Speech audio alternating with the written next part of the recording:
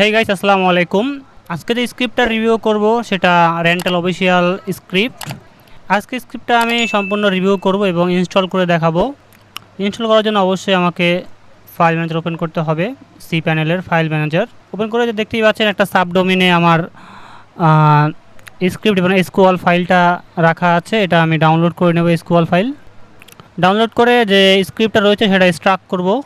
Start করার পরে অবশ্যই আপনাকে ডাটাবেস ক্রিয়েট করতে হবে। ডাটাবেস ক্রিয়েট করার জন্য চলে যাবেন ডাটাবেস, এখানে একটি নাম দিয়ে দিবেন, যে কোনো একটা ডাটাবেস নেম, একটি পাসওয়ার্ড দিবেন। আমি সেম পাসওয়ার্ডে দিয়ে দিচ্ছি। অলসে ক্লিক করে দিবেন, নেক্সট স্টেপে ক্লিক করবেন। করার পরে আপনার একটা ডাটাবেস ক্রিয়েট হয়ে যাবে। ক্রিয়েট হওয়ার পরে চলে যাবেন অ্যাডমিন পিএইচপি।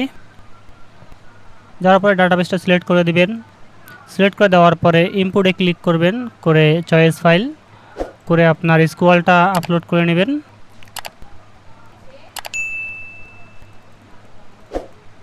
আপলোড হয়ে গেলে আপনার চলে আসবেন আপনার অ্যাপে এসে config.php।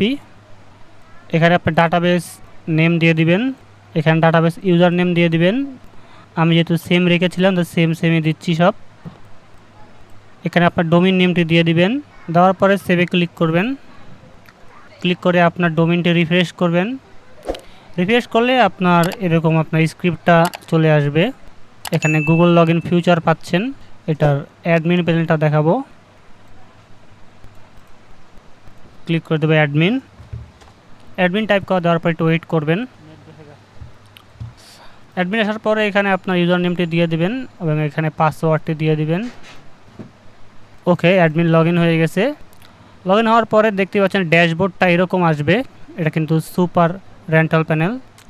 ড্যাশবোর্ডটার লুকটা দেখুন, সব কিছু অ্যানিমেশন দিয়ে দেওয়া আছে সব কিছু।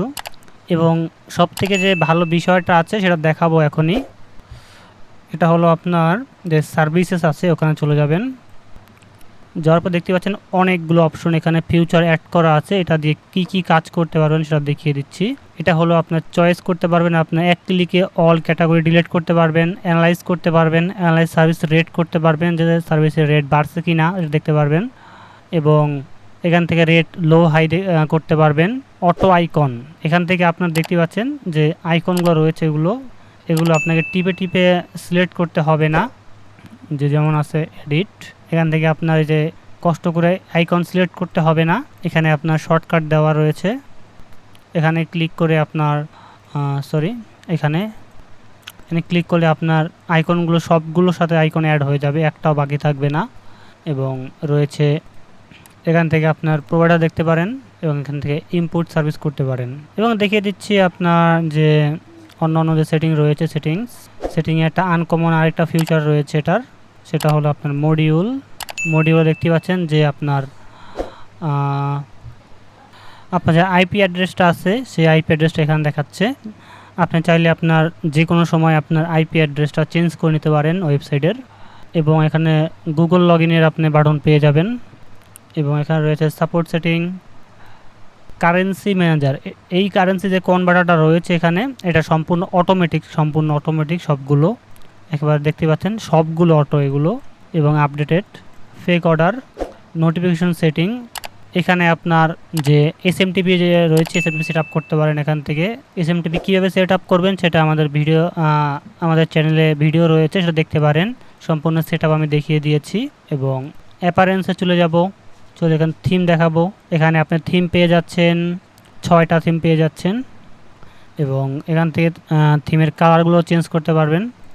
রয়েছে নিউ ইয়ার এবং রয়েছে পেজ অ্যানাউন্সমেন্ট, মেটা এসইউ, blog post, language, interaction, uploads, file. এবং সেটিংটা দেখিয়ে দেবে এখানে কী রয়েছে ফিউচার। এখান থেকে আপনার প্যানেল নেম চেঞ্জ করতে পারবেন। এখানে আপনার টিকিট সেটিং রয়েছে। এখানে আপনার রিসেন্ট লিঙ্ক ব্যাকস রয়েছে, এটা হলো আপনার ফরগেট পাসওয়ার্ডের যে অপশনটা সেটা, এটা ফুটার এবং হেডার কোড। সো গাইস, আজকের ভিডিওটি এই পর্যন্ত। সবাই ভালো থাকবেন, সুস্থ থাকবেন। এবং যারা এই স্ক্রিপ্টটা নিতে চান তারা অবশ্যই আমাদের সাথে যোগাযোগ করবেন। আমি ডিসক্রিপশনে আমাদের কন্ট্যাক্ট লিস্ট নাম্বার এবং টেলিগ্রাম নাম্বার দিয়ে দিব। এবং চ্যানেলটা অবশ্যই সাবস্ক্রাইব করুন। এবং আমাদের চ্যানেলে অনেক ফ্রি স্ক্রিপ্টের ভিডিও আছে, সেগুলো আপনি দেখতে পারেন। ধন্যবাদ।